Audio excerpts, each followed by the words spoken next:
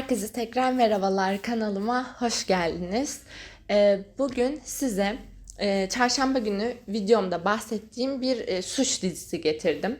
Dizimizin adı Through the Darkness ve 12 bölümden oluşuyor. 12 bölümden oluşan oldukça etkileyici bir suç dizisi ve 16 yaş ve üzeri için tavsiye edilen bir yaş sınırı var.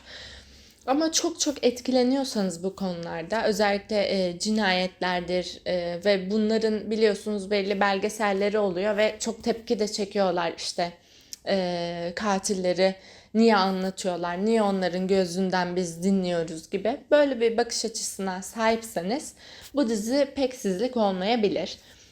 Bu yüzden de bazı izleyicilerimiz için belki çok daha rahatsız edicidir ve yaş sınırı 16 diyelim, biz tabii ki öyle gözüküyor ama kimisi için 18 yaş ve üzeri de olabilir. Bu dizinin hikayesi tamamen aslında seri cinayetler ve suçlular üzerine, tabii ki bunları işleyen suçlular üzerine.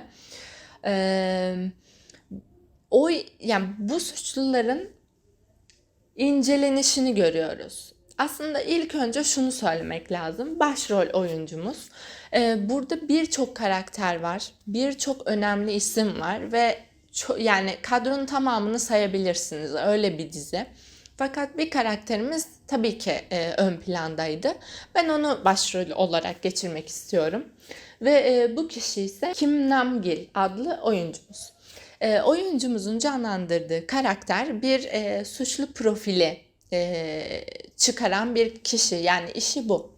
Suçlu profilcilerini çok görmeye başladık dizi içeriği olarak.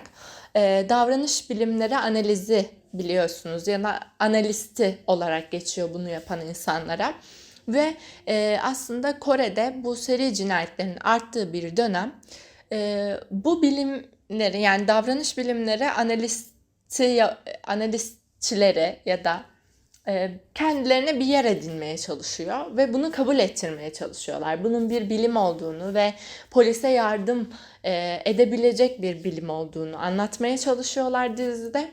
Ve aynı zamanda bu suçluları yakalama süreçleri ve suçluların neden, nasıl ve niçin, dediğim gibi, bu suçları işlediğini inceliyor dizi. Bu arada dizide geçen bir katilimizde bir olayımız, daha doğrusu bir dava gerçekte de yaşanmış. Onu bildiğim için söylüyorum. Diğerleri gerçek hayat öyküleri mi, gerçekten var mı bilmiyorum ama sanırım onlar da var. Yani gerçek olayların üzerine gidilmiş. Buna benzer bir dizi daha vardı Netflix'te hatta. Mindhunter. O da dikkatinizi çekebilir. Hemen hemen aynı çizgide ilerliyorlar. Başrolümüzü ben çok başarılı buldum. Canlandırdığı karakter biraz daha insanlarla arasına mesafe koyan ve bir suç profili çıkarmak çok zor bir iş bence. Yani suçlu profili çıkarmak da öyle. Çünkü gerçekten anlamanız, dinlemeniz gereken kişi bir katil ve bunu seri bir şekilde işlemiş. Bir insan bile demesi zor kişilerle muhatap oluyorsunuz. Ve bunların zorluklarını da görüyorsunuz dizide. Deyip konu kısmını burada kesmek istiyorum. Çok da uzatmayayım. Anladınız genel havasını diye düşünüyorum. Şimdi klibiyle sizi baş başa bırakacağım. Ardından da yorum kısmında görüşelim.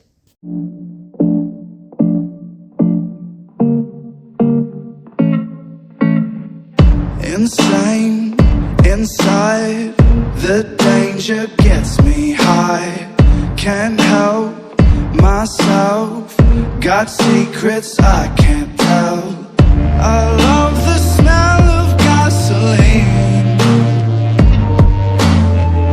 I light the match to taste the heat. I've always liked to play with fire.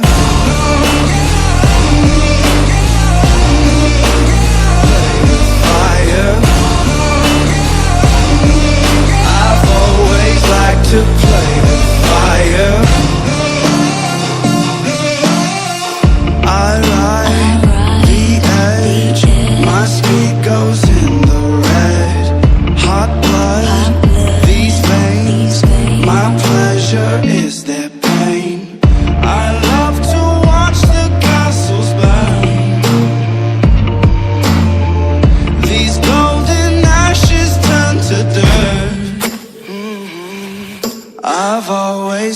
to play with fire. Play with fire.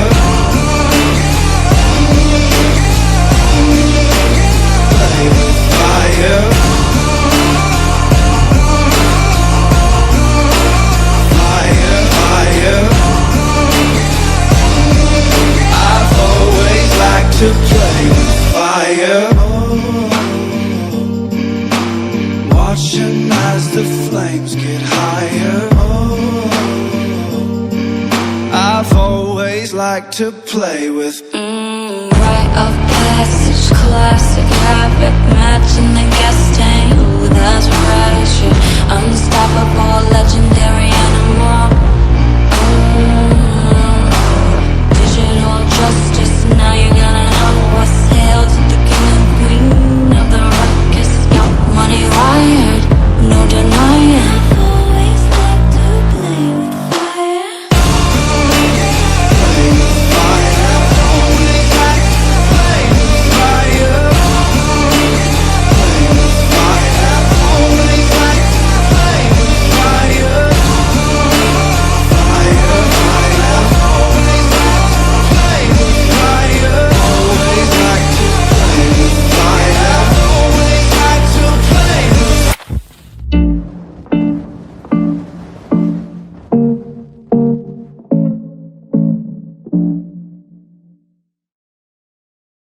Yorum kısmına geldiğim zaman bu dizide bence en etkileyici şey, en ön planda olan şey oyunculuklardı. Bütün oyuncular için çok çok başarılı bir iş çıkardıklarını söyleyebilirim. Başrol olarak dediğim gibi bir isim saydım ama burada suçluları canlandıran isimlerin hepsinin sayılması gerekir aslında. Fakat tabii ki bunu yapıp uzatmayacağım. Yorum kısmındayız çünkü. Fakat beni etkileyen iki ismi söylemek istiyorum ben. Suçlu olarak, daha doğrusu oyunculuklarından bahsediyorum bu arada. Tabii ki hikayeleri de bir o kadar etkileyiciydi bence bu ikilinin. İlk oyuncumuz Han Jun-woo adlı oyuncumuz. Ben kendisini burada gördüm. Canlandırdığı kişi, daha doğrusu canlandırdığı karakter gerçekten böyle bir suç işlemiş. Bir gerçek yaşam öyküsü aslında canlandırıyor. İşi çok zordu bence. Ve inanılmaz iyi oynadığını düşünüyorum. O seri, o şeyi görüyorsunuz yani. Karanlık tarafı çok iyi yansıttığına inandığım bir oyunculuktu. Ve çok beğendim kendisinin oyunculuğunu. Onu söylemek istiyorum. Bir diğer ismim ise ki o da onun, neyse önce ismi söyleyeyim, daha sonra devam edeyim. Na Chul adlı oyuncumuz. Kendisi vefat etti. Birkaç gün oluyor. Maalesef bunu öğrendiğimde çok çok çok üzüldüm. Çünkü çok başarılı bir oyunculuk sergilemişti burada ve diğer dizilerde de oynadığı dizilerde de ben çok beğenerek izliyordum kendisini. Çok üzüldüm.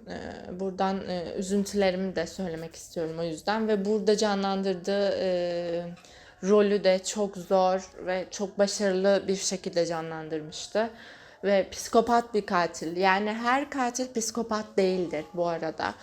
Bunu hani toplum ağzı biz herkese söyleyebiliyoruz. Ama gerçekten o psikopatlığı yansıtabildiğini düşünüyorum. Özellikle bu iki oyuncumuz ve canlandırdıkları karakterler benim için çok etkileyiciydi.